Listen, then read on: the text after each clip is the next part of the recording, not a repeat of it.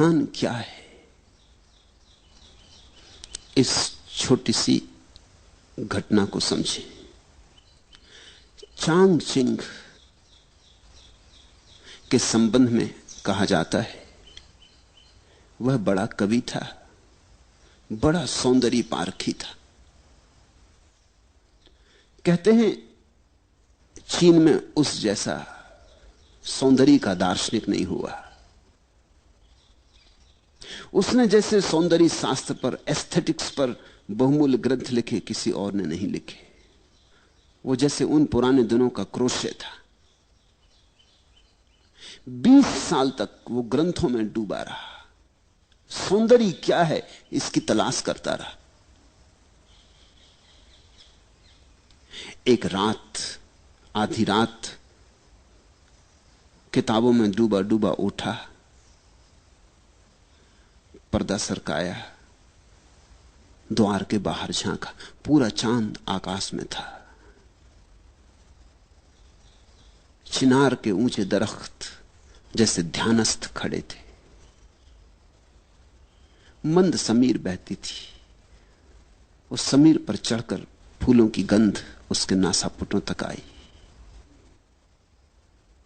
कोई एक पक्षी, जल पक्षी, जोर से चीखा और उस जल पक्षी की चीख में कुछ घटित हुआ, कुछ घट गया।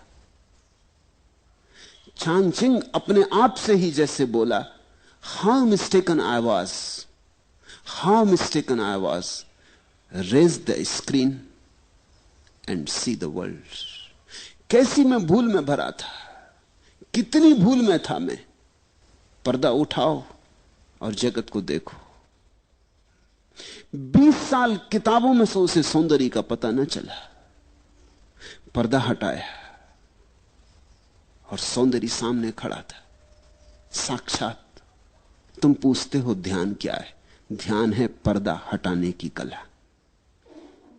और यह पर्दा बाहर नहीं है, यह पर्दा तुम्हारे भीतर पड़ा, तुम्हारे अंतस्थल पर पड़ा है।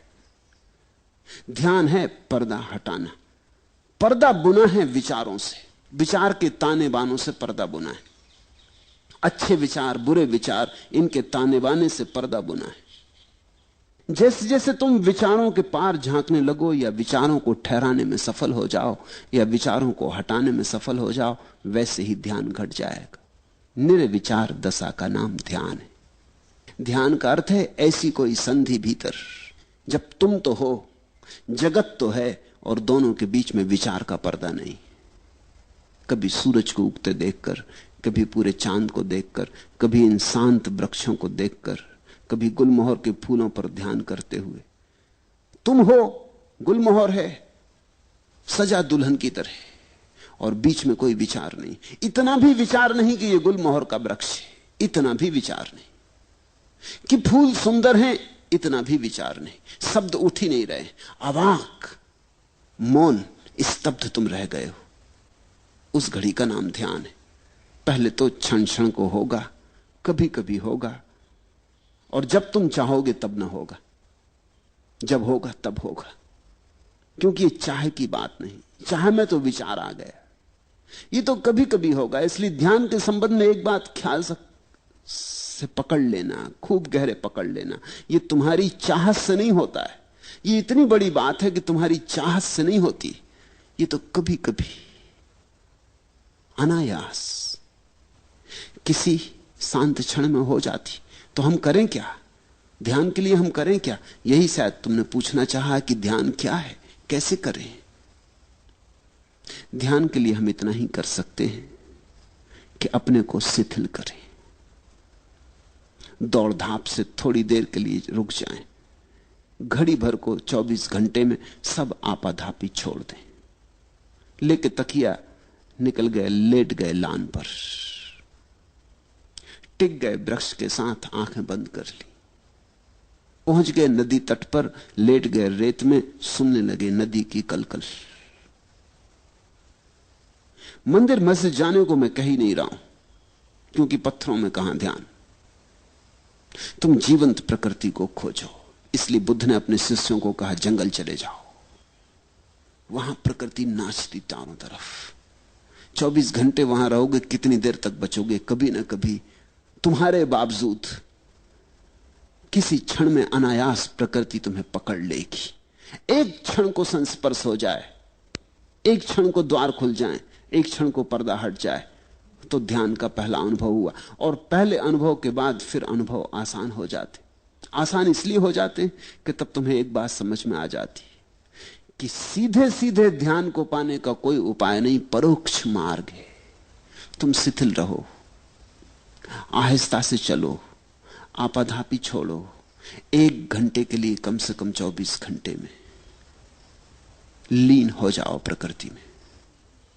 संगीत सुनो कि पक्षियों के गीत सुनो। कुछ न हो करने को आंख बंद कर लो, अपनी सांस सुनो। बुद्ध ने तो इस पर बहुत जोर दिया, अपनी सांस को ही देखते रहो, आई गई आई गई। इसकी माला बना लो, इससे बेहतर कोई माला नहीं। हाथ में माला लेके फेरोगे वो तो बहुत जड़ माला है। यहां जीवित श्वास चल रही, श्वास की माला फेरी जा रही। श्वास भीतर आई बाहर गई, श्वास भीतर आई बाहर गई। ये जो भीतर चक्र चल रहा है मंडल श्वास का, इसको ही देखते रहो शांत मौन से।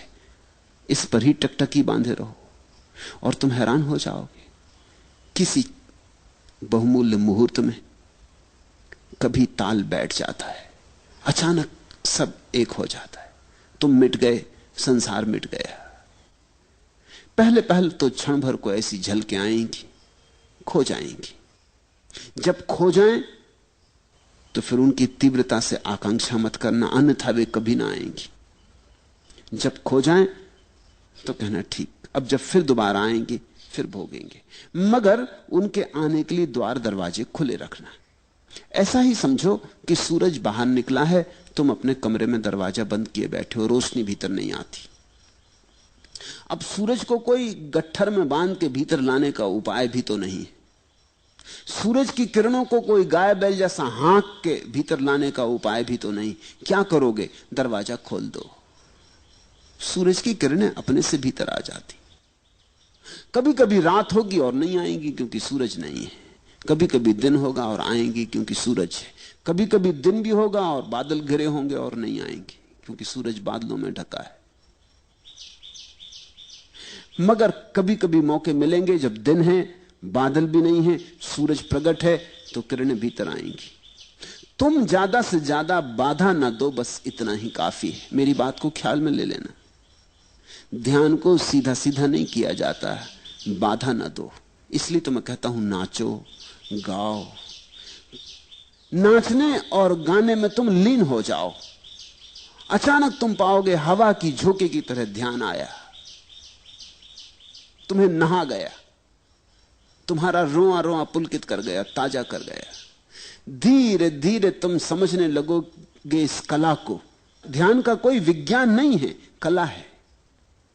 धीरे धीरे तुम समझने लगोगे कि किस घड़ियों में ध्यान घटता है। उन घड़ियों में मैं कैसे अपने को खुला छोड़ दूं। जैसे ही तुम इतनी सी बात सीख गए, तुम्हारे हाथ में कुंजी आ गई। इसे इस तरह प्रयोग करो। कभी रात नींद खुल गई है, बिस्तर पे पड़े हो,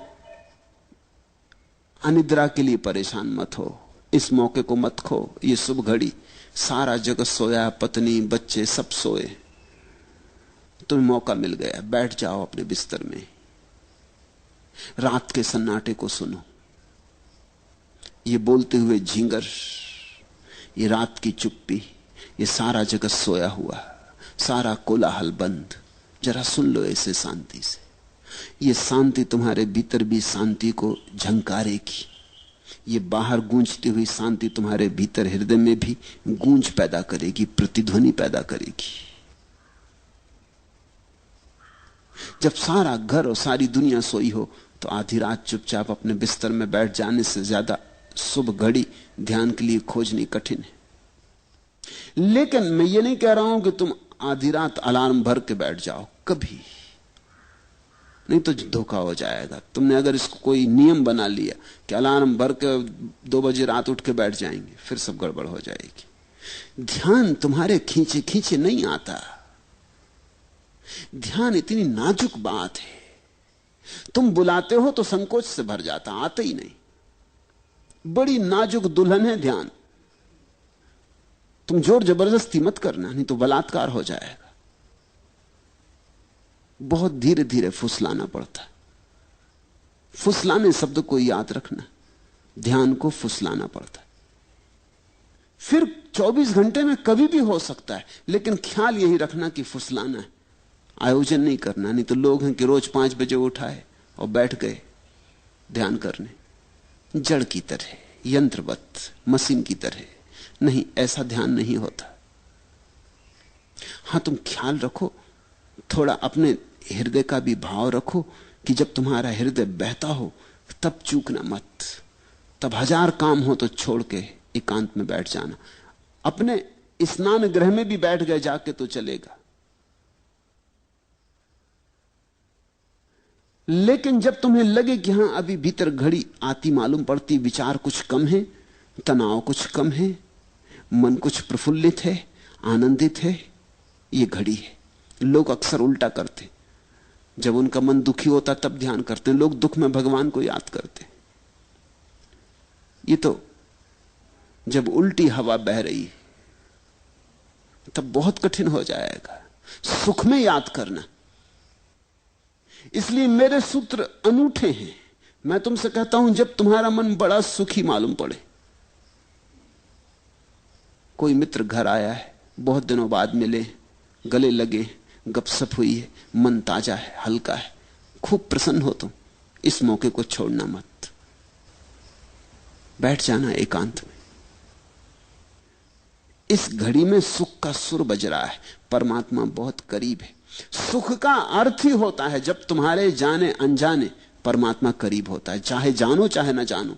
सुख जब तुम्हारे भीतर बजता है तो उसका अर्थ हुआ कि परमात्मा तुमसे बहुत करीब आ गया।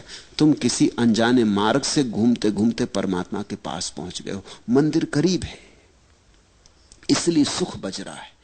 इस घड़ी को चूकना मत। इस घड़ी में तो जल्दी से खोजना, कहीं किनारे पर ही हाथ के बढ़ाने से ही मंदिर का द्वार मिल जाएगा। लेकिन लोग दुख में याद करते, सुख में भूल जाते। दुख में तुम मंदिर से बहुत दूर पड़ गए हो, अनंत दूरी है। दुख में तो भरोसे नहीं आता कि ईश्वर हो भी सकता है। दुख में कहां भरोसा आ सकता है? दुख में तो ऐसा लगता है संसार में कोई नहीं है। दुख में तो ऐसा लगता है कि ये कोई शैतान चला रहा है संसार को, कोई दुष्ट। दुख में तो ऐसा लगता है कि समाप्त कर लो अपने को। न कोई कृतज्ञता, न कोई धन्यवाद का भाव उठता। दुख में कैसे उठे? लेकिन लोग दुख में मंदिर जाते, मस्जिद जाते, भगवान को याद करते, प्रार्थना करते और सुख में भूल जाते। और मैं तुमसे कहता हूं, सुख में ही घटता है। सुख के क्षण में ही तुम करीब से करीब होते हो। उस समय सरक जाना, उस समय लेट जाना जमीन पर, साष्टांग रख देना सिर भूमि पर, ठंडी गीली लान पर लेट जाना, आंख बंद कर लेना। उस क्षण सोच लेना अपने को कि मिल रहे पृथ्वी के साथ, एक हो रहे पृथ्वी के साथ, और तुम पाओगे कभी कभी आ जाती लहर, तरंग की तरह तुम्हारे भीतर प्राणों में कुछ कब जाता, कोई नई बीन बजती। धीरे धीरे पहचान हो जाएगी और धीरे धीरे तुम्हें कला आ जाएगी। तुम धीरे धीरे पहचानने लगोगे कि कब इसके होने के क्षण होते, कैसी दशा होती तुम्हारी जब ये निकटता में घट जाती है बात, और कैसी दशा होती है तुम्हारी जब ये मुश्किल होती है बात।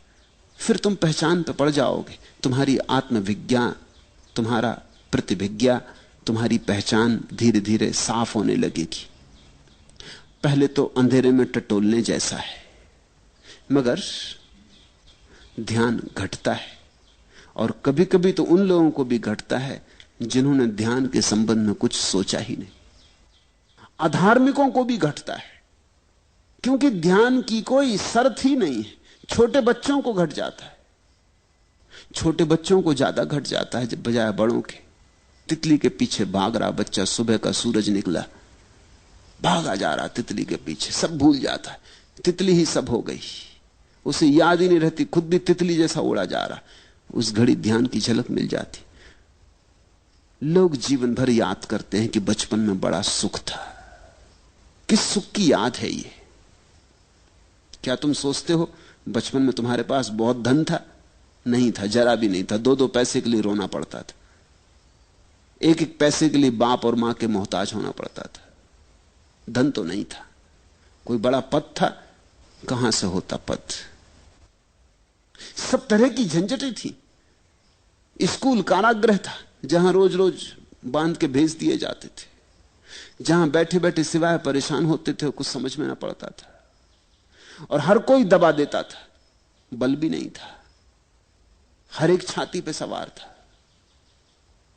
तो बचपन में सुख कैसा था? न धन था, न पद था, न प्रतिष्ठा थी, न कोई सम्मान देता था। सुख हो कैसे सकता था? सुख कुछ और था। तितलियों के पीछे भागने में ध्यान की किरण उतर आई थी। सागर के किनारे शंखसीप बीनने में परम आनंद का क्षण उतरा था। कंकड़ पत्थर बीन लाए थे और समझे थे कि हीरे ले आए, और किस चाल से मस्त होकर आए थे। कुछ भी न था हाथ में, लेकिन कुछ ध्यान की सुविधा थी। मेरे देखे बचपन में ध्यान के अतिरिक्त तो और कोई सुख नहीं है। तुम भूल गए हो, तुम्हें इतनी भर याद रही कि बड़ा सुख था। अगर तुमसे कोई पूछे कि बताओ क्या क्या सुख था, तो तुम मुश्किल में पड़ोगे। और ध्यान की तो तुम्हें याद ही नहीं, ध्यान शब्द ही अपरिचित हो गया है। बच्चे को ऐसा पता भी नहीं था कि यह ध्यान है, पर पता होने से क्या होता है? तुम्हें पता हो कि सोना है या नहीं, इससे क्या होता है? सोना सोना है। जैसे जैसे तुम बड़े होते गए, वैसे वैसे ध्यान छूटता गया, क्योंकि तुम विचारों में ज्यादा पढ़ते गए। विचार का शिक्षण दिया गया है, स्कूल, कॉलेज, यूनिवर्सिटी सब विचार सिखाते। अभी तक मनुष्य जाति का ऐसा अभागापन है कि कोई विश्वविद्यालय ध्यान नहीं सिखाता। विचार, धीरे धीरे तुम विचार से भरते गए, चिंताएं चिंताएं। तुम चूक ही गए वो छोटे छोटे क्षण जब पर्दा हट जाता था, अपने से हट जाता था। तुमने देखा बच्चे कैसे प्रमुदित मालूम होते हैं, छोटे छोटे बच्चे जिनके पास कुछ भी नहीं है, कोई कारण नहीं प्रसन्न होने का, अकारण प्रसन्न है। वो अकारण प्रसन्नता ध्यान है। देखा एक छोटा बच्चा अपने झूले में पड़ा है, कुछ नहीं चूसने को अंगूठा चूस रहा है, और कैसा प्रसन्न मालूम होता है। ऐसा प्रसन्न मालूम होता है कि सिकंदर भी ना रहा होगा प्रसन्न, अकबर और अशोक भी ना रहे होंगे ऐसे प्रसन्न, बड़े से बड़े साम्राज्य के मालिक ऐसे प्रसन्न ना रहे होंगे। इसके पास कुछ भी नहीं, या तो अपने हाथ का या पैर का अंगूठा डाले चूस रहा, लेकिन कुछ घट रहा है।